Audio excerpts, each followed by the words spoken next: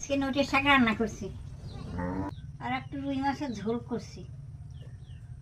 খেয়ে নেই, 12:30 বাজে, খিদে লেগেছে।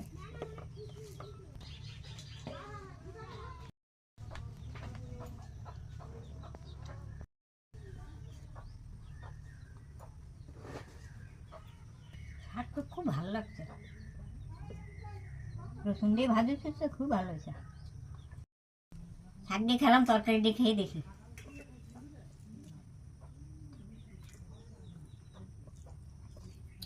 তরকারিটা খুব ভালো হয়েছে, খুব সুন্দর হয়েছে।